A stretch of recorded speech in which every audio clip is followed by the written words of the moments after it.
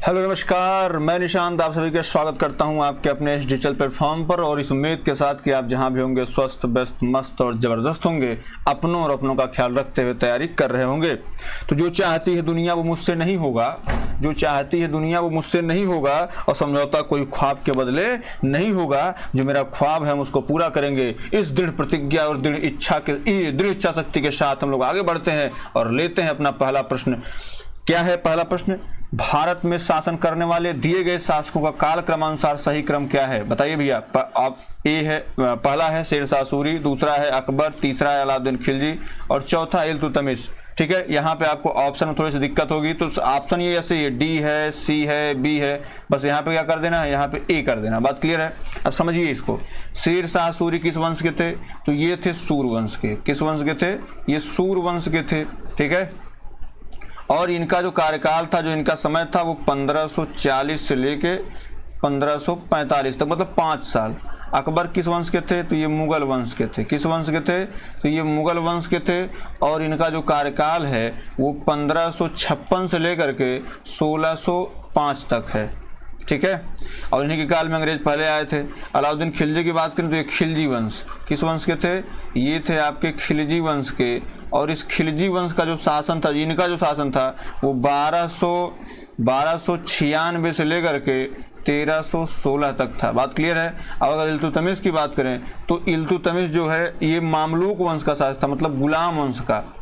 Mamluk वंश, Mamluk वंश या ये कहें गुलाम वंश। ठीक है, गुलाम वंश का शासक था ये इलबरी तुर्क था। बात क्लियर है? ये इसका जो शासन था वो 1211 से लेकर के 1236 तक था। अब बताइए, आप डिसाइड करें कि काल क्रमानुसार कौन है। ठीक है, ये 1296 है। अब देखिए, अगर हम बात करें तो 1217 से 1236 तक ये इल्तुतमिश आपका हो जाता है। बात क्लियर है? बात क्लियर है? तो ये आपका किस नंबर पे? 4 नंबर पे आता है। ठीक है, मतलब ये 1 नंबर पे आ जाएगा। उसके बाद 1296 से 1316 तक है, तो जाहिर सी बात है ये आपका आ जाएगा 2 नंबर पे। बात क्लियर है?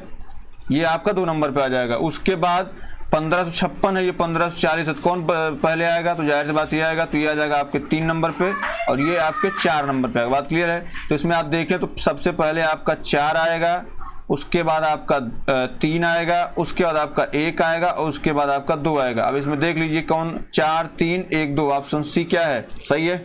चलिए आगे बढ़ते हैं। अगला क्या भैया? निम्न में से कौन से संत शिवाजी के समकालीन थे? तुकाराम थे, चैतन्य प्रभु थे, नामदेव थे या शंकराचार्य थे? बताओ भैया, जो शिवाजी के समतुल्य कौन थे? अगर हम शंकराचार्य की बात करें तो इनका जो समय माना जाता है वो 788 से लेकर के 820 तक माना जाता है। बात क्लियर है? और ये अद्वैतवाद के समर्थक थे। किसके? अद्वैतवाद के ये समर्थक थे। बात क्लियर है? नामदेव की बात करें तो नामदेव का जो कार्यकाल है वो आपका 1270 से लेकर के 1350 तक है। बात क्लियर है? और ये जो है नामदेव जो थे निर्गुण मत के थे। किसके मत के थे? ये निर्गुण मत के थे। बात क्लियर है? निर्गुण मत के थे। अगर चैतन्य महाप्रभु, बहुत नाम सुने होंगे आप, चैतन्य जो ये बंगाल में इनका वो था, है ना, बंगाल में पूछा जाता कहाँ पे थे, तो ये इनका जो था वो 1486 से लेकर के 1534 तक इनका था। ठीक है, और ये वैष्णव मत के थे। किस मत के? वैष्णव मत के थे। बात क्लियर है? और बात करते हैं संत तुकाराम, तो ये भी कहाँ पे थे? ये महाराष्ट्र। कहाँ? महाराष्ट्र के थे। और इनका जो है ये बारकरी मत के थे। क्या? बरकरी मत के थे, है ना, बारकरी मत के थे। और इनका जो कार्य समय था, कार्य समय जो है वो 1608 से लेकर के आपका 1650 तक।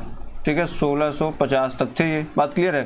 तो देखिए शिवाजी के समकालीन कौन थे? तो शिवाजी के समकालीन जो है ये संत तुकाराम ही थे। ऑप्शन नंबर 1 क्या है? सही है। चलिए आगे बढ़ते हैं। बंगाल के प्रथम गवर्नर जनरल कौन थे? देखिए हम लाड फाड़ नहीं लगाते हैं भाई, क्लियर मुद्दा है। क्लाइव था, वारेन हेस्टिंग था, लिटन था या रिपन था? बताओ भैया कौन थे इसमें? देखिए अगर क्लाइव की बात करें, जो क्लाइव का कार्यकाल था वो 1757 से लेकर के 60 तक था, और फिर उसके बाद जब बक्सर की युद्ध हुआ 1765 से लेकर के इसका कार्यकाल जो है ये 67 तक था। बात क्लियर है। उसके बाद ये गया था, इसके ऊपर महाभियोग बहुत सारी चीज़ें हुई थी। वारेन हेस्टिंग की बात करें तो वारेन हेस्टिंग का जो कार्यकाल है वो 1774 से लेकर के आपका 85 तक है, ठीक है। लॉर्ड लिटन की बात करें, लिटन की बात करें तो 1876 से लेकर के ये 80 तक इनका कार्यकाल है। और रिपन की बात करें तो ये आपका 1880 से लेकर के 84 तक है ना। अब ऐसे समझिए, अब जैसे अगर क्लाइव की बात करें तो क्लाइव को जो है बंगाल में द्वैध शासन व्यवस्था इसने सबसे पहले लागू की थी। बंगाल में द्वैध शासन व्यवस्था। और किस लिए याद किया जाता है, इसने क्या किया था, इलाहाबाद की संधि शाह आलम द्वितीय से की थी, जो मुगल सम्राट था। इलाहाबाद की संधि की थी 1765 में, इसलिए भी उसको याद किया जाता है। वारेन हेस्टिंग ने तो कई सारे काम किए थे, है ना। तो इसमें जैसे 1773 के रेगुलेटिंग एक्ट के द्वारा जो है 1774 में इन्होंने जो है उच्च न्यायालय की स्थापना की थी कलकत्ता में, है ना, और सबके लिए उसमें वो हो गया था, और उसने बहुत सारे काम किए थे, ठीक है।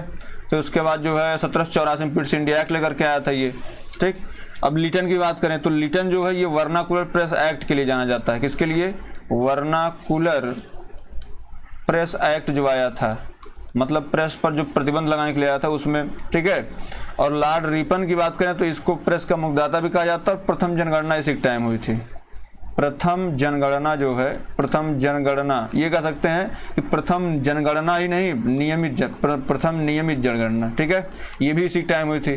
तो आप देख लीजिए प्रथम गवर्नर जनरल कौन था इसका, भारत बंगाल के प्रथम गवर्नर जनरल कौन थे। तो जाहिर सी बात है जब पहली दफा आया था 1773 का रेगुलेटिंग एक्ट आया था तो उसी टाइम बंगाल गवर्नर घोषित किया गया था, और वो था वारेन हेस्टिंग। बात क्लियर है। चलिए आगे बढ़ते हैं। चरक संहिता संबंधित है राजनीति से, चिकित्सा से, वास्तुकला से या गणित से। बताओ भैया जो चरक संहिता है ये क्या थे। अब जाहिर सी बात है जो चरक संहिता है इसको लिखने वाले कौन है, तो भैया ये चरक हैं। चरक थे क्या, तो चरक जो है ये आयुर्वेद के विद्वान थे, ठीक है, आयुर्वेद के विद्वान थे। और ये रहते कहाँ थे, तो ये रहते थे कनिष्क के, ये रहते थे कनिष्क के उसमें रहते थे, ठीक है, कनिष्क के राज दरबार में रहते थे। और इनकी जो प्रसिद्ध रचना है वो है आपकी चरक संहिता, ठीक है। अब इसमें देख लीजिए किससे संबंधित है, तो भैया ये है आपके चिकित्सा से संबंधित। बात क्लियर। ऑप्शन नंबर बी क्या है, सही है। चलिए आगे बढ़ते हैं। पांचवा नंबर के निम्न में कौन सा जोड़ा सही नहीं है। ऑप्शन ए BC 261 कलिंग युद्ध, AD 78 शक संवत, AD 622 मुस्लिम युग की शुरुआत, AD 1709 औरंगजेब की मृत्यु। बताओ भैया इसमें क्या सही है आपका, ठीक है। देखिए अगर हम यहाँ बात करें BC 261 कलिंग युद्ध तो हुआ ही था, इसमें कोई दो राय नहीं है, ठीक है। 78 शक संवत की शुरुआत भी हुई थी, ठीक है। और ये शुरुआत किसने की थी, तो ये कनिष्क किया था। कौन किया था, कनिष्क किया था। कनिष्क किस वंश का शासक था, तो भैया ये कुषाण वंश का शासक था। क्या, कुषाण वंश का ये शासक था। बात क्लियर है। उसके बाद अगर हम मुस्लिम युग की शुरुआत बात करें तो मुस्लिम युग 622 ईसा पूर्व से शुरू ही होता है। लेकिन जो यहाँ पे औरंगजेब आया है 1709 में इसकी मृत्यु नहीं होती, इसकी मृत्यु 1707 में हुई थी। बात क्लियर है। 1707 में जो है इसकी मृत्यु हुई थी। और इसने जो ये मुगल वंश का अंतिम प्रतापी शासक था। जो इसका मकबरा है, जैसे औरंगजेब जब मर गया तो इसका जो मकबरा बना है, इसका मकबरा जो है ये औरंगाबाद में है, औरंगाबाद में है, ठीक है। औरंगाबाद कहाँ पे, महाराष्ट्र में स्थित है, ठीक है। और उसके बाद जो है ना इसने ताजमहल की तरह जो है अपना जो है मकबरा बनवाया था अपने पत्नी का। लाल किले के भीतर जो मोती मस्जिद है, जैसे अगर औरंगजेब के लिए और याद करें जो मोती मस्जिद है लाल किले के अंदर, मोती मस्जिद, ये भी कौन बनवाया था, तो ये भी यही बनवाया था, औरंगजेब ही बनवाया था, ठीक है। इसमें आपका ऑप्शन नंबर डी क्या सही होता है। आगे बढ़ते हैं। छठवां, इनमें से किसे भारत के ग्रैंड ओल्ड मैन के नाम की संज्ञा दी गई है। दादा भाई नौरोजी, WC बनर्जी, फिरोज शाह मेहता, सुरेंद्र बनर्जी। बताओ भैया grand old man of India किसको कहा गया है, ठीक है। तो इसमें अगर बात करें तो grand old man of India आप सभी को पता है। इससे अगर बात करें सुरेंद्र बनर्जी की तो ये तो कांग्रेस के अध्यक्ष हुआ करते थे, इनका एक संगठन हुआ करता था, है ना। फिरोज शाह मेहता क्रांतिकारी थे, ग्रैंड ओल्ड मैन नहीं थे, WC बनर्जी आपको पता है कांग्रेस के पहले अध्यक्ष हुआ करते थे। दादा भाई नौरोजी को जो है grand old man of India कहा गया। बात क्लियर है। दरअसल इन्होंने जो है इनके विषय में थोड़ा सा और जान लीजिए। दादा भाई नौरोजी के विषय में इन्होंने 1866 ईस्वी में, क्या 1866 ईस्वी में जो है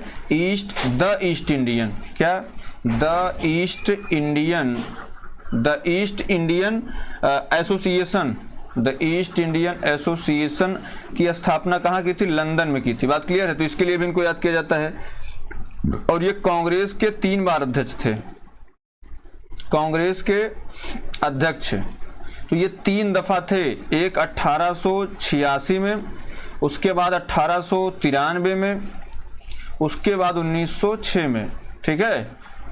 poverty un British rule India, इनकी एक किताब भी है, poverty un British rule India जो है, ये इनकी प्रसिद्ध रचना है। इसके विषय में बताया गया कैसे सारी चीजें हो रही थी। ठीक है। चलिए आगे बढ़ते हैं। इसका ऑप्शन नंबर ए सही होगा। अगला क्या है भैया? ठीक है, ये गलत है। सन 1516 में किसके नेतृत्व में 2 होम रूल लीग की शुरुआत हुई थी? बताओ भैया। एनी बेसेंट लोकमान तिलक, तिलक लाल लाजपत राय, तिलक बिपिन चंद्र पाल, और ऑप्शन डी इनमें से कोई नहीं। देखो भैया, अगर हम बात करें तो जो होम रूल लीग था, क्या होम रूल लीग, तो इसकी स्थापना, जैसे अगर हम सबसे पहले बात करें तो अप्रैल 1916 में तिलक जी ने किया था। ठीक है, अप्रैल 1916 में तिलक जी ने किया। और उसके बाद जो है अब सितंबर 1916 करीब, बहुत एग्जैक्ट डेट नहीं याद आ रही, सितंबर 1916 में जो है ये एनी बेसेंट ने किया था। ठीक है, एनी बेसेंट ने किया था।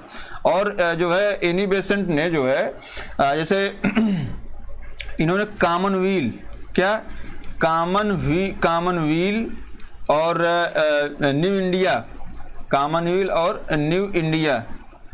न्यू इंडिया नामक समाचार पत्र भी प्रकाशित किया था। ठीक है। और इतना ही नहीं, एनी बेसेंट जो है 1917 में ये कांग्रेस की पहली महिला अध्यक्ष थी। क्या? कांग्रेस की पहली महिला अध्यक्ष। बात क्लियर है? पहली महिला अध्यक्ष थी, पहली महिला अध्यक्ष भी यही थी। ठीक है। बल्कि अब अगर तिलक के बारे में बात करें, तिलक ने जो है मराठा एवं केसरी जो है इन्होंने शुरुआत किया था। इन्होंने ही महाराष्ट्र में जो गणेश उत्सव है, क्या गणेश उत्सव की स्थापना इन्होंने की थी, है ना, तिलक ने। हालांकि ये कांग्रेस के भी अध्यक्ष नहीं रहे। तो ये दोनों लोग मिल करके आपको जो है ये होम रूल लीग की स्थापना हुई थी। एनी बेसेंट और लोकमान तिलक। ऑप्शन ए आपका क्या है? सही है। चलिए आगे बढ़ते हैं भैया। अगला क्या है? निम्न में से कौन सुमेलित नहीं है? ब्रह्म समाज राजा राम मोहन राय, आर्य समाज दयानंद सरस्वती, रामकृष्ण मिशन विवेकानंद, सत्यशोधक समाज श्री धारालू नायडू। ठीक है। बताओ भैया, अब इसमें जाहिर सी बात, ब्रह्म समाज की स्थापना राजा राम मोहन राय ने कब की थी? 1828 में की थी। बात क्लियर? 1828 में राजा राम मोहन राय ने किसकी स्थापना की थी? ब्रह्म समाज की स्थापना। आर्य समाज की बात करें तो आर्य समाज की स्थापना दयानंद सरस्वती ने कब की थी? 1875 में की थी। ठीक है। उसके बाद रामकृष्ण मिशन की बात करें तो स्वामी विवेकानंद कब की थी? 1897 में की थी। सत्यशोधक समाज की स्थापना श्री धारालू नहीं था। ये कौन थे? ज्योतिबा राव फुले, जिनको कहा जाए ज्योतिबा राव फुले कब किए थे? तो 1873 में किए थे। बात क्लियर है? 1873 में इन्होंने स्थापना की थी। इसका ऑप्शन नंबर डी क्या सही है। चलिए आगे बढ़ते हैं। बताओ भैया, करो या मरो का नारा जो है किसने दिया था? सरदार पटेल ने, जवाहरलाल नेहरू ने, सुभाष चंद्र बोस ने, या महात्मा गांधी ने? बताओ, करो या मरो का नारा किसने दिया था? तो जाहिर सी बात है, करो या मरो का नारा जो गांधी जी का वो था, वो अमेरिका की क्रांति से था। अमेरिका की जो क्रांति थी, अमेरिका क्रांति ने कहा गया, नारा दिया गया था कि मारो या आज़ादी दो।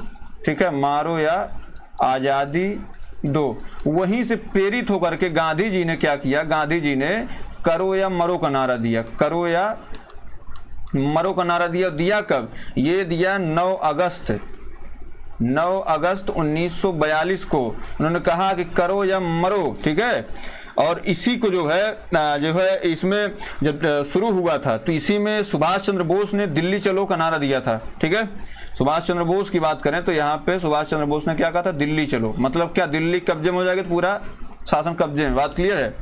ये सारी चीजें थी। तो करो या मरो का नारा किसने दिया था? तो महात्मा गांधी ने दिया था। कब दिया था? 1942 में दिया था। बात क्लियर है? चलिए, अब भारत छोड़ो आंदोलन का जो नारा वो पूछा जाता है आपसे कि जो भारत छोड़ो आंदोलन था, यहाँ भारत छोड़ो आंदोलन की बात कर लें थोड़ा सा। भारत छोड़ो आंदोलन जो नारा लिखा था वो किसने लिखा था? तो भैया भारत छोड़ो आंदोलन समय जो नारा लिखा था वो यूसुफ मेहर अली ने लिखा था। कौन लिखा था? यूसुफ मेहर अली ने लिखा था। जो नारा लिखा गया था वो यूसुफ मेहर अली ने लिखा था। दिया किसने था? करो या मरो, ये कौन दिया था? गांधी जी दिए थे। बात क्लियर है? चलिए आगे बढ़ते हैं। अगला क्या भैया? 10 नंबर सुभाष चंद्र बोस। एक वीडियो बनाऊंगा, एक वीडियो गांधी जी के लिए रहेगी, एक वीडियो इनके लिए रहेगी, सुभाष चंद्र बोस जी के लिए रहेगी। यहाँ से पक्का पेट में 2 प्रश्न 3 प्रश्न आने हैं। जब सुभाष चंद्र बोस ने भारतीय राष्ट्रीय कांग्रेस के अध्यक्ष पद से इस्तीफा दिया तो इस पद का प्रस्ताव किसे दिया गया? ऑप्शन है जवाहरलाल नेहरू, ऑप्शन है पट्टाभी सीतारामैया को, option C doctor Rajendra Prasad को, ऑप्शन डी JB कृपलानी को। बताओ भैया। देखिए, अगर हम बात करें 1939 इसमें जो है कांग्रेस के अध्यक्ष बोस जी बन गए थे। किसको हरा के बने थे? तो सीतारामैया, पट्टाभी सीतारामैया। ठीक है, सीतारामैया को हरा के बने थे। सीतारामैया को हरा दिए थे। ये हारे थे और ये क्या थे? जीते थे। बात क्लियर है? और इसी में जो है चूंकि कार्यकारिणी का जो गठन हो रहा था उसमें सारी चीजें नहीं हो पा रही थी अच्छे से, तो बोस जी ने क्या किया? इस्तीफा दे दिया। क्या किया इन्होंने? इस्तीफा दे दिया। अप्रैल में इन्होंने इस्तीफा दिया और इसी को क्या कहा गया? त्रिपुरी संकट कहा गया। क्या कहा गया? त्रिपुरी संकट कहा गया। और उसके जस्ट बाद इन्होंने क्या किया? 3 मई 1939 को किसकी स्थापना की? फॉरवर्ड ब्लॉक की स्थापना की। फॉरवर्ड ब्लॉक की स्थापना की। और ये क्या था? फॉरवर्ड ब्लॉक क्या था? एक राजनैतिक संगठन था। क्या था? एक राजनैतिक संगठन था। बात क्लियर है? तो भैया बताओ, इस्तीफा दिया तो इस पद का प्रस्ताव किसे दिया गया? भाई जाहिर सी बात है पट्टाभी सीतारामैया को दिया नहीं जाएगा, क्योंकि जो है जलेब नमक छिड़कना हो जाएगा। जवाहरलाल नेहरू करेंगे नहीं। JB कृपलानी जो थे ये आपके आजादी के टाइम अध्यक्ष थे कांग्रेस के। तो यहाँ पे डॉक्टर राजेंद्र प्रसाद को दिया गया और इन्होंने बाकायदा इसका निर्वहन भी किया था। बात क्लियर है? चलिए आगे बढ़ते हैं। 11 नंबर क्या भैया? सलाल बिजली परियोजना किस नदी पर स्थित है? ऑप्शन ए झेलम नदी, ऑप्शन बी चिनाब नदी, ऑप्शन सी ब्यास नदी, ऑप्शन डी रावी नदी। बताओ भैया। अगर हम झेलम की बात करें तो झेलम नदी पर जो है ये तुलबुल परियोजना, नाम सुना होगा आपने। क्या? तुलबुल परियोजना ये कहाँ पे है? झेलम नदी पे है। चिनाब नदी की बात करें तो चिनाब नदी पर, जैसे चिनाब की बात करें तो चिनाब पे कई परियोजना है। जैसे आपका यही सलाल है। क्या है? सलाल पनबिजली परियोजना है। उसके बाद दुलहस्ती है। क्या है? दुलहस्ती है ना, दुलहस्ती परियोजना है। उसके बाद जो है बगलिहार परियोजना है। क्या? बगलिहार कहाँ है? चिनाब में है। बगलिहार परियोजना है। तो सलाल, दुलहस्ती, बगलिहार ये सारे कहाँ पे? चिनाब पे ही है। बात क्लियर है? अब ब्यास नदी की बात करें तो ब्यास नदी पर ब्यास परियोजना है। ब्यास नदी पर कौन सी है? ब्यास परियोजना है। ब्यास परियोजना है। रावी नदी पर कौन है? तो भैया रावी नदी पर रंजीत सागर परियोजना। क्या? रंजीत सागर परियोजना है। बात क्लियर है? तो यहाँ पे आप देख लीजिए सलाल कहाँ पे है? सलाल जो है आपके चिनाब नदी पर। ऑप्शन नंबर बी आपका सही है। ठीक है, चलिए आगे बढ़ते हैं। बताओ भैया, बसंत बिशु होता है 21 मार्च को, 18 जून को, 23 सितंबर को या 22 दिसंबर को? देखिए, अगर हम बसंत बिशु की बात करें, जैसे देखो एक 2 होता है। एक होता शरद बिशु। क्या होता है? एक होता शरद बिशु और एक होता है बसंत बिशु। ठीक है, बसंत बिशु एक होता है। ठीक है, बसंत बिशु एक होता है। इसमें अगर हम बात करें तो जो बसंत बिशु, जैसे बसंत बिशु की बात करें तो इसका भले इसमें हम समय बता दें, इसमें जो भूमध्य रेखा पर है। जैसे बसंत बिशु में क्या होता है? भूमध्य रेखा पर सूर्य सीधे चमकता है। सूर्य जो होता है, सूर्य सीधे चमकता है। बात क्लियर है? और इस समय जो उत्तरी गोलार्ध होता है, यहाँ उत्तरी गोलार्ध की बात हो रही है, यहाँ पे दक्षिणी गोलार्ध की बात होगी, दक्षिणी गोलार्ध की, है ना। तो यहाँ उत्तरी गोलार्ध में जो है ये बसंत ऋतु हो जाती है।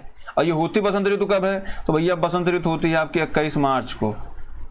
ठीक है, 21 मार्च तो क्या बसंत ऋतु। शरद बिशु की बात करें तो इसमें जो है, जो इसमें आप भूमध्य रेखा पर सूर्य नहीं, वो बात नहीं चमकता है। इस शरद बिशु जो है ये आपका आ जाता है, अगर बात करें तो 21 मार्च, 23 सितंबर इसमें नाम याद रखा जाता है। 23 सितंबर को क्या होता है? शरद बिशु हो जाता है। फिर इसमें अगर जैसे बात करें संक्रांति होती है तो कर्क संक्रांति एक होती है कर्क संक्रांति। अब आप कहेंगे संक्रांति क्या है, तो उत्तरायण व दक्षिणायन की सीमा को ही संक्रांति कहा जाता है। ठीक है, जो उत्तरायण सीमा, जैसे ये हो गया उत्तरायण, ये हो गया दक्षिणायन की जो सीमा, इसी को संक्रांति कहते हैं। तो जो संक्रांति है कर्क संक्रांति और होती मकर संक्रांति, क्या कर्क संक्रांति मकर संक्रांति। तो जो कर्क संक्रांति है ये आपका होती है 21 जून को। कब होती है? 21 जून को होती है। मकर संक्रांति जो होती है वो होती है 22 दिसंबर को। क्या है? मकर संक्रांति जो होती है ये 22 दिसंबर को होती है, 21 जून 22 दिसंबर। बात क्लियर है? तो भैया देख लीजिए आप 21 मार्च को क्या होता है? बसंत विषु। अगर हम 18 जून हटा दें, 21 जून कर दें, तो 21 जून क्या होता है? कर्क संक्रांति होती है, 21 जून कर्क संक्रांति। बात क्लियर है? 23 सितंबर को क्या होता है? तो 23 सितंबर को आपका शरद विषु होता है। क्या होता है? शरद विषु होता है। और 22 दिसंबर को क्या होता है? मकर संक्रांति होती है। 21 जून 22 दिसंबर कर्क मकर संक्रांति, और 21 मार्च 23 सितंबर शरद विषु और बसंत विषु होता है। तो इसमें आपका राइट आंसर क्या हो जाएगा? ऑप्शन नंबर ए हो जाएगा। ठीक है, चलिए आगे बढ़ते हैं भैया। अगला क्या है? राजस्थान की खेतड़ी परियोजना किस उत्पादन के लिए प्रसिद्ध है? ऑप्शन ए जस्ता, ऑप्शन बी तांबा, ऑप्शन सी इस्पात, ऑप्शन डी एल्यूमिनियम। बताओ भैया क्या होगा? देखिए राजस्थान की जो खेतड़ी परियोजना है, बेसिकली अगर इसकी बात करें तो जाहिर सी बात है जो खेतड़ी परियोजना है ये किसके लिए प्रसिद्ध? तांबे के लिए प्रसिद्ध है। ऑप्शन नंबर बी इसका सही हो जाएगा। बात क्लियर है? जैसे अगर इस्पात की बात करें तो इस्पात सबसे ज़्यादा कहाँ होता है? उड़ीसा में होता है। कहाँ होता है? उड़ीसा में होता है। अगर एल्यूमिनियम की बात करें तो जाहिर सी बात है उड़ीसा में सबसे ज़्यादा होता है। ये यहाँ पे है कौन? नालको और बालको, नाम सुना होगा आपने, नालको व बालको नाम आपने सुना होगा। बात क्लियर है? तो ये सारी चीजें हैं। ठीक है, चलिए आगे बढ़ते हैं। जस्ता भी आपके राजस्थान में जस्ता जो है, जस्ता शीशा सब राजस्थान में ही पाया जाता है ज़्यादा टाइम। ठीक है, चलिए आगे बढ़ते हैं। 14 नंबर लेते हैं। 14 नंबर में क्या भैया? काजीरंगा राष्ट्रीय उद्यान कहाँ स्थित है? मध्य प्रदेश में है, केरल में है, पश्चिम बंगाल में है या असम में? बताओ भैया काजीरंगा कहाँ? अगर हम बात करें मध्य प्रदेश की तो मध्य प्रदेश में आपका कान्हा नेशनल पार्क है। कान्हा किसली? कान्हा नेशनल पार्क है, ऐसे जो फेमस है ना, ऐसे नाम लिख दे रहे हैं।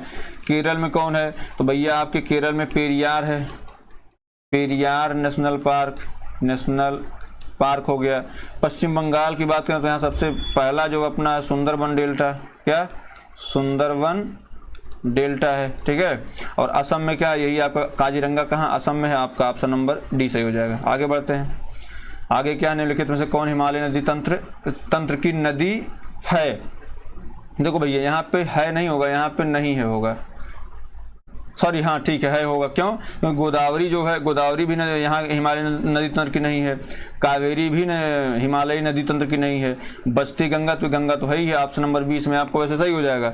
लेकिन अगर हम बात करें जैसे हम कावेरी और जैसे यहाँ पे कावेरी और गोदावरी है, तो कावेरी और गोदावरी की बात करें हम तो जो इनका जिसे आपसे पूछे कोई कि भाई ये गोदावरी नदी कहाँ से निकलती है, तो गोदावरी नदी जो है ये आपके पश्चिमी घाट से निकलती है। कहाँ से? पश्चिमी घाट में त्रयंबक पहाड़ी से निकलती है। कहाँ से? त्रयंबक पहाड़ी से, त्रयंबक पहाड़ी से निकलती है, ना कि ये वहाँ से निकलती है। बात क्लियर है? और कावेरी नदी जो है ये ब्रह्मगिरी पहाड़ी से निकलती है। कहाँ से? ब्रह्मगिरी पहाड़ी।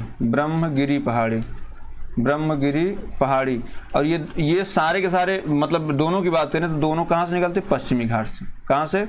पश्चिमी घाट से निकलते हैं। बात क्लियर है? तो आपका ये सही हो जाएगा ऑप्शन नंबर बी। आगे बढ़ते हैं।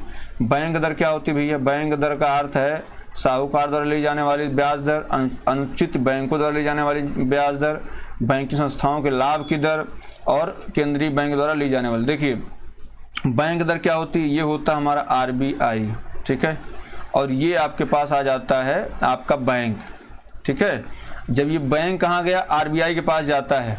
ये आपका केंद्रीय बैंक है, ये आपका जो है साधारण बैंक है। ये जाता है इसके पास और कहता है हमको जो है ऋण दे दीजिए आप। तो 2 से 14 दिन का मतलब ये क्या होता है? अल्पकालिक ऋण। क्या? अल्पकालिक ऋण जो होता है ये बैंक रेट में दिया जाता है। ठीक है, तो अब बैंक द्वारा, केंद्रीय बैंक द्वारा ली जाने वाली आधिकारिक ब्याज दर ही। अब ये क्या कहता है? हम तुमको पैसा तो देंगे बाबू, लेकिन हम एक दर तय करते हैं, वही दर क्या कहलाती है? वही दर आपकी बैंक रेट कहलाती है। मतलब बैंकों को पैसा दिए जाने के लिए केंद्रीयकृत बैंक RBI के द्वारा लगाई जाने वाली कर ही क्या है? बैंक दर है। बात क्लियर है? ऑप्शन नंबर डी क्या है? इसका सही है। चलिए आगे बढ़ते हैं भैया। 17 नंबर, यदि RBI का नगद कोषानुपात घटा दें तो साख के सृजन पर क्या असर होगा? बताओ भैया। ऑप्शन ए घट जाएगी, ऑप्शन बी बढ़ जाएगी, ऑप्शन सी कोई असर नहीं होगा, ऑप्शन डी इनमें से कोई नहीं। ठीक है, बताओ भैया। अगर हम कोषानुपात को घटा दें, जैसे हम ये कहें कि जो कोषानुपात मतलब क्या, CRR मतलब क्या,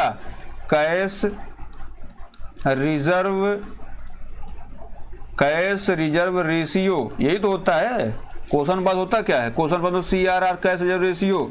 अब जाहिर सी बात है हम ये कह देंगे बैंकों से कि आप अपने पास जो कैश रखें वो कम रखिए, जो कैश है आप जैसे जो नोट रखे हैं, पैसा रखे हैं, इसको कम कर दीजिए। मतलब क्या, आप जो है ये पैसा लोगों में बांट दीजिए। तो जब लोगों में पैसा बांटेंगे तो साख कैसी होगी, बढ़ेगी घटेगी। अब जाहिर सी बात है लोगों जब पैसा बंटेगा तो वो क्या होगी, साख क्या होगी भैया, साख बढ़ जाएगी। बात क्लियर है। तो इसमें साख बढ़ेगी, इसमें साख घटेगी नहीं। जाहिर सी बात है हम ही हैं, मान लीजिए हम एक नॉर्मल आदमी हैं और हम पैसा बांटे, इनको सबको पैसा बांट दें, हम भंगी बने रहे, कुछ मतलब नहीं, भंगी बन ही नहीं सकते, क्योंकि इनसे हम ब्याज लेंगे, सबसे ब्याज लेंगे। तो जो ब्याज का पैसा, जाहिर सी बात है ये भी कमा रहे हैं और हमको कमवा रहे हैं, मतलब हम भी आगे बढ़ेंगे तो इसमें क्या है, बढ़ जाएगी। ऑप्शन ए कोषानुपात मतलब वही होता है CRR। ठीक है, चलिए आगे बढ़ते हैं, 18 नंबर पे आते हैं।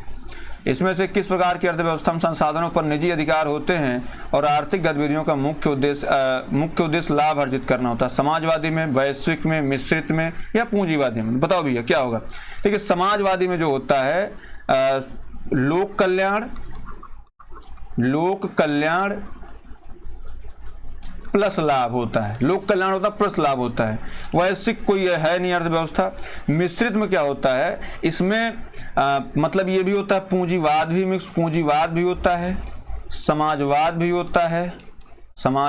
होता है और आगे से साम्यवाद भी होता है। साम्यवाद मतलब एक ही व्यक्ति जो कहेगा वही होगा, लोगों के कल्याण के लिए ज्यादा ध्यान दिया जाएगा। और पूंजीवाद मतलब हमारा एकमात्र उद्देश्य होगा क्या, लाभ।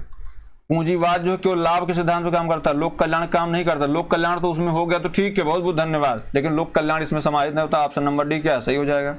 आगे बढ़ते हैं 19 नंबर पे। बताओ भैया 100 रुपए का नोट किसके द्वारा हस्ताक्षरित होता है, RBI गवर्नर द्वारा, भारत के राष्ट्रपति के द्वारा, भारत के वित्त मंत्री के द्वारा या वित्त सचिव के द्वारा? बताओ भैया इसमें क्या होगा। अगर हम बात करें कि 1 रुपये का नोट, अगर हम 1 रुपये की बात करें, केवल 1 रुपये की बात, क्या केवल हम ये कहें 1 रुपया, तो जो 1 रुपया का नोट है इस पे किसका हस्ताक्षर होता है, वित्त सचिव को होता है। क्या होता है, वित्त सचिव हस्ताक्षर करता है। अब सोचो इनकी औकात जो 1 रुपया वाली है। बात क्लियर है। 1 रुपया के औकात पे अगर बात करेंगे तो वित्त सचिव आएंगे, वित्त मंत्री और राष्ट्रपति तो कभी साइन ही नहीं करते नोट पे। ठीक है, कभी देखा साइन वित्त मंत्री उसमें बगल रहता है, हाँ हम भी हैं, मतलब एक मेन बेसिकली यही होता है। किसके द्वारा हस्ताक्षरित होता है, तो भैया वित्त मंत्रालय वित्त सचिव द्वारा 1 रुपया वाला होता है। यहाँ पूछा क्या जा रहा है, यहाँ पूछा जा रहा है 100 रुपया, तो 100 रुपया 1 रुपया ज्यादा ही है ना, तो इसमें जाहिर सी बात RBI गवर्नर करेगा। चलिए आगे बढ़ते हैं। अगला क्या, भारत के संविधान में जन स्वास्थ्य एवं स्वच्छता किसमें शामिल है, राज्य सूची में शामिल है, समवर्ती सूची में शामिल है, संघ सूची या इनमें से कोई नहीं? बताओ भैया। जन स्वास्थ्य की बात करें, पुलिस की बात करें, पुलिस यहाँ तक कि रेलवे पुलिस भी बात करते हैं। उसके बाद मेला की बात करें, मेला। उसके बाद अगर हम आपसे बात करें जो है जो जमीन के लिए टैक्स वैक्स लिया जाता है ना, उसके लिए सारे के सारे किस में आते हैं, तो ये आते हैं राज्य सूची विषय में। ठीक है, शिक्षा समवर्ती सूची का विषय है। बात क्लियर है। शिक्षा जो है ये समवर्ती सूची विषय, ये भी आता है शिक्षा, ये बेसिकली बहुत ज्यादा पूछा जाता है। शिक्षा किस विषय है, तो समवर्ती सूची विषय। बात क्लियर है। अब इसमें अगर हम जाएं तो यहाँ पे हम सूची बनाएं, क्या करें, यहाँ हम सूची बनाएं और यहाँ पे कहें कि भैया ये होती संघ सूची, ये होती है राज्य सूची और ये होती है आपकी समवर्ती सूची। ये भी प्रश्न आता है आपसे। ठीक है, अब इस समय बात करें तो जो है जैसे यहाँ पे इस टाइम 100 हैं, ठीक है, यहाँ पे 62 हैं और यहाँ पे आपके 52 हो जाते हैं। बात क्लियर है, 52 हो जा रहे हैं। तो अब इसमें आप समझिए जैसे यहाँ पे 62 या 58 इसमें कुछ राज्य में बचे हुए हैं, क्योंकि है क्या कि इसमें जो है अधिकतर मामले समवर्ती में ट्रांसफर हो जा रहे हैं, मतलब केंद्र की सत्ता जो है बनी रहे। भारत राज्यों का एक संघ है ना, तो राज्यों के संघ में केंद्र जो है वो छोटा है। बात क्लियर है। चलिए आगे बढ़ते हैं। इसमें बता दिया, हाँ ठीक है। फेमा, बताओ भैया फेमा का पूर्ण रूप क्या है, fund exchange media agency, foreign exchange management agency, finance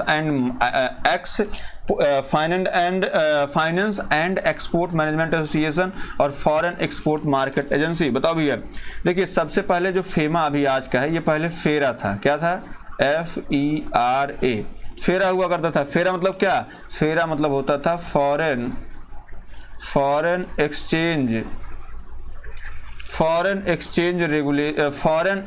regulation act. Regulation act ये कब आया था? तो 1973 में आया था। बात क्लियर है। सन 2000 में इसका नाम जो चेंज कर दिया गया। क्या किया गया भैया? इसका नाम कर दिया गया फेमा, FEMA। अब इसका नाम क्या हो गया? Foreign exchange management. ठीक है, फॉरेन एक्सचेंज मैनेजमेंट। इसमें कौन देख रहा है? फॉरेन एक्सचेंज मैनेजमेंट एक्ट, ये आपका आ जाता है सन 2000 में आया था। ठीक है, तो ये ऑप्शन नंबर 20 में आपका सही हो जाएगा। याद रखिए, पूरे देश और पूरे भारत के बाहर संचालित होने वाले निकाय कारपोरेट के उन सभी शाखाओं और एजेंसियों पर लागू होता है जिनके नियंत्रित मालिक एक भारतीय निवासी है, उसके ऊपर ये फेमा एक्ट लागू होता है। ठीक है, चलिए आगे बढ़ते हैं। 22 नंबर पे आते हैं। 22 नंबर में क्या भैया? भारत में पंचायती राज व्यवस्था इसके अंतर्गत रखी गई है। ऑप्शन ए मूल अधिकार, मौलिक कर्तव्य। ऑप्शन सी है राज्य के नीति निदेशक तत्व। ऑप्शन डी इनमें से कोई नहीं। पंचायती राज को आप किस में रखेंगे भैया? बताओ। मूल अधिकार में शामिल है क्या? मूल अधिकार में शामिल है क्या? तो मूल अधिकार में कभी शामिल हो ही नहीं सकता। मूल अधिकार 12 से 35 हैं। ठीक है, मौलिक कर्तव्य कहाँ से? 51 1 का क में है। कितने मूल कर्तव्य? वर्तमान में 11 हैं। ठीक है, 42वां संविधान संशोधन सरदार स्वर्ण सिंह समिति की अनुशंसा पर ही आया था। ठीक है, राज्य के नीति तत्व ये 36 से लेके 51 तक है। तो आप देखना शुरू करेंगे ना, तो अनुच्छेद 40 आप पढ़िएगा। अनुच्छेद 40 आप पढ़िएगा। इसमें क्या? ग्राम पंचायत का गठन है। ग्राम पंचायत का गठन है। तो यहीं से आपका पंचायती राज शुरू हो जाती है। बात क्लियर है? तो इसमें आपका ऑप्शन नंबर सी क्या है? सही हो जाएगा। चलिए आगे बढ़ते हैं भैया। 23 नंबर, शिक्षा का अधिकार एक मौलिक अधिकार है जो कि संबंधित है 21 से 19 से 29 30। और ऑप्शन डी इनमें से कोई नहीं। 29 30 क्या है? अल्पसंख्यकों के लिए। क्या है?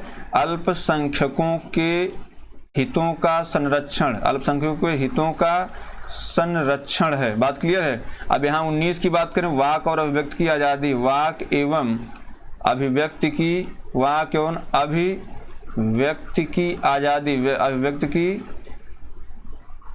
आज़ादी है। बात क्लियर है? और यहाँ पे शिक्षा का अधिकार तो 86वां संविधान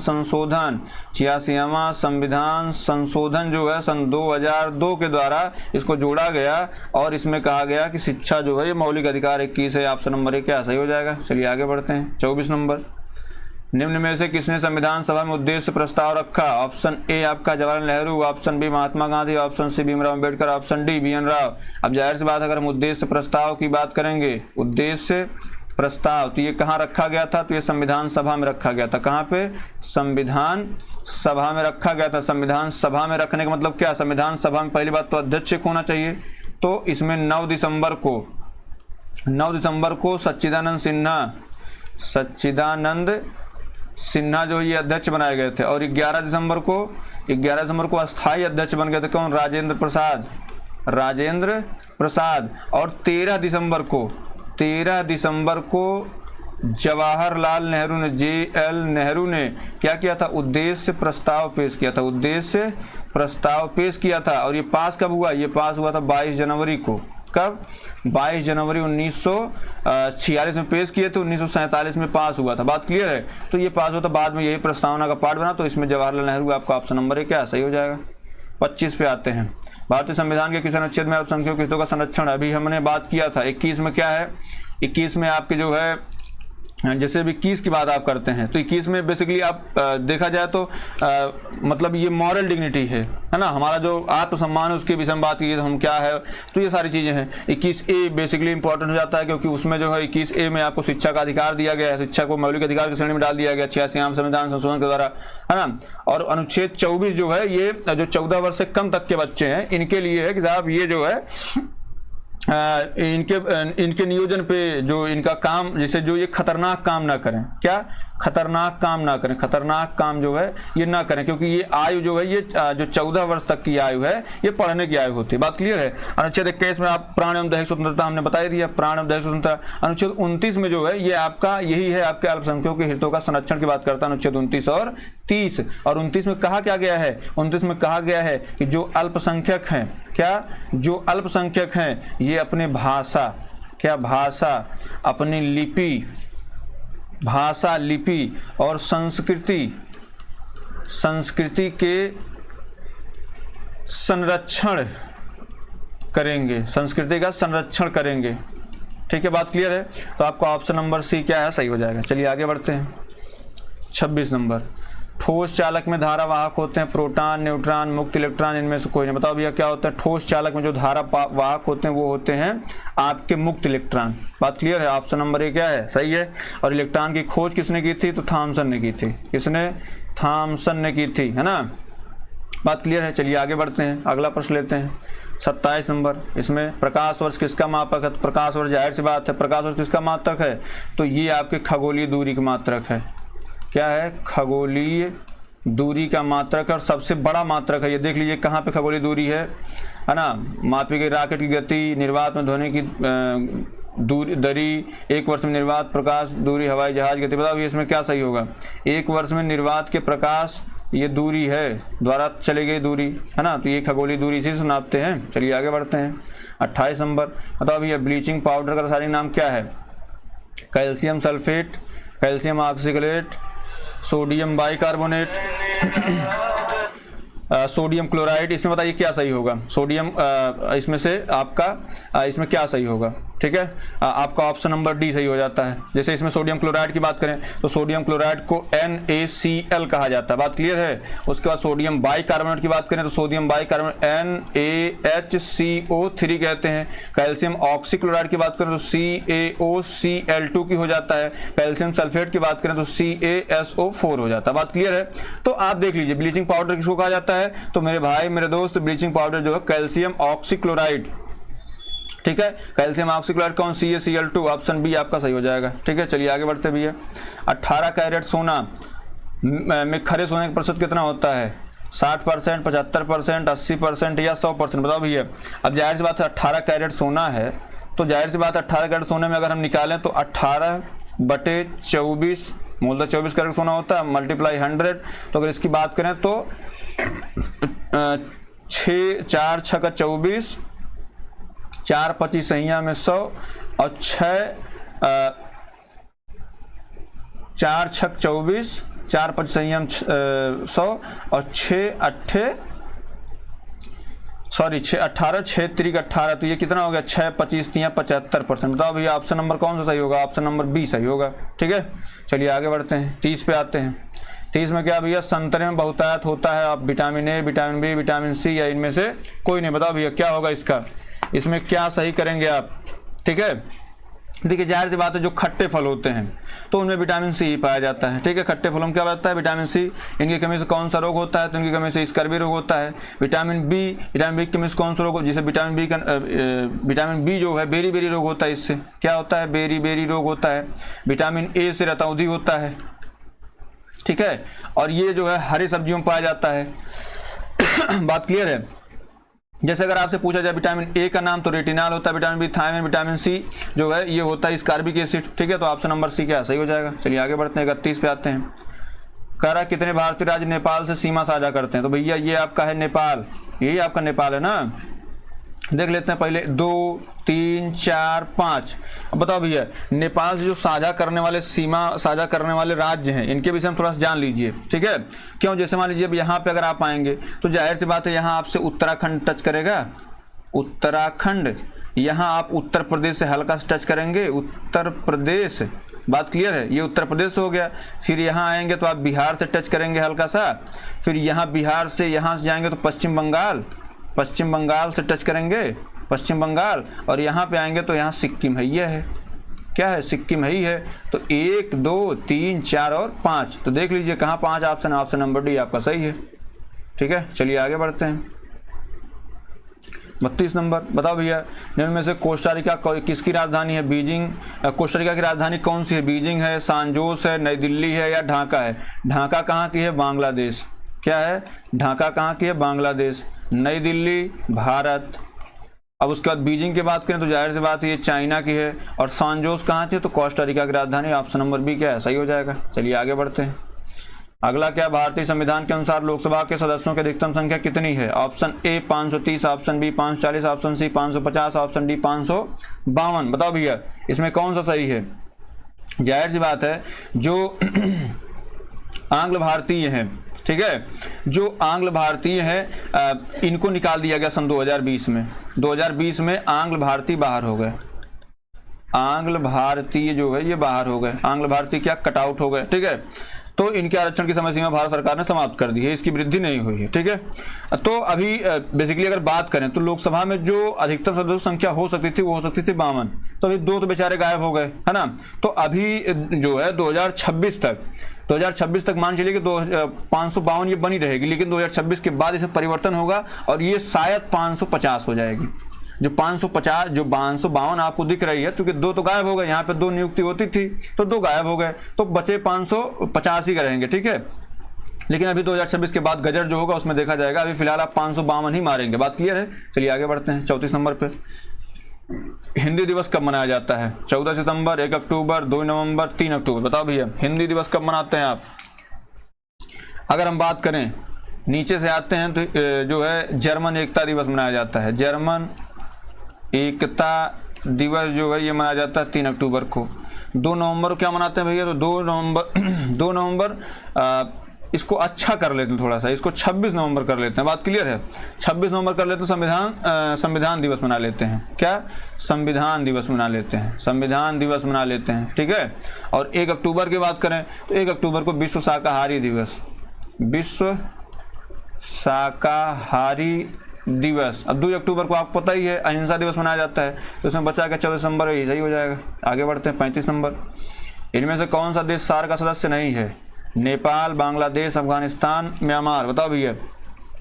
पहले तो सार्क के विषय में जान लीजिए, SAARC, south Asian association of regional corporation, ठीक है, कोऑपरेशन होता है, ठीक है। इसकी स्थापना की बात करें, इसकी स्थापना जो हुई थी वो 8 दिसंबर, क्या 8 दिसंबर 1985 में हुई थी। कहाँ पे हुई थी भैया? तो ये हुई थी ढाका में, ठीक है।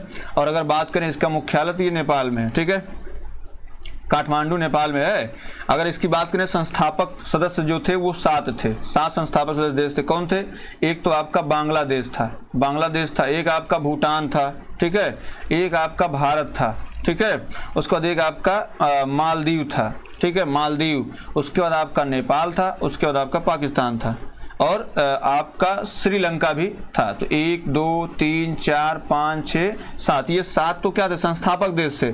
लेकिन जो जैसे इसमें बात करें तो अगला देश कौन सा जुड़ा?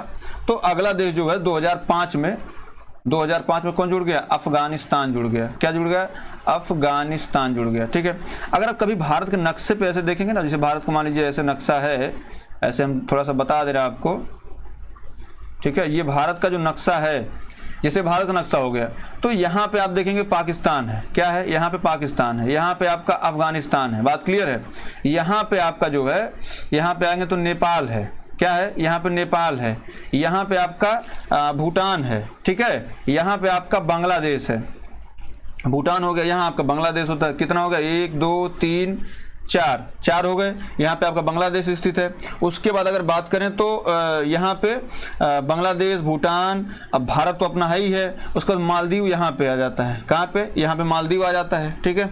फिर उसके बाद आपका यहाँ पे श्रीलंका आ जाता है। बात क्लियर है। तो कितना? 1, जैसे पाकिस्तान हो गया, अफगानिस्तान हो गया। बात क्लियर है। पाकिस्तान, अफगानिस्तान, उसके बाद यहाँ पे आपका भूटान आ जाता है, बांग्लादेश आ जाता है, ठीक। यहाँ पे आपका श्रीलंका आ गया, यहाँ पे आपका मालदीव आ गया।